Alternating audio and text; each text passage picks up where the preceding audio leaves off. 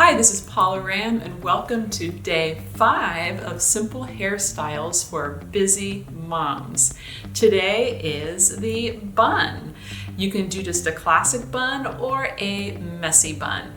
You could have the flexi go across the entire bun. In that case, you would go up 1 or 2 sizes from your ponytail size, or if you just go along the top part of the bun, you can probably get away with using just your ponytail size.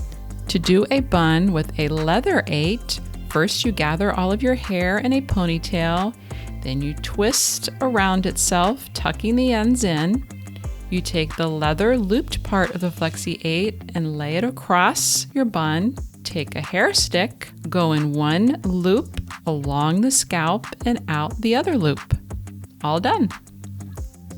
To do a bun using a Swerve U pin, you gather all of your hair in a ponytail, twist and twist around itself, tucking the ends in.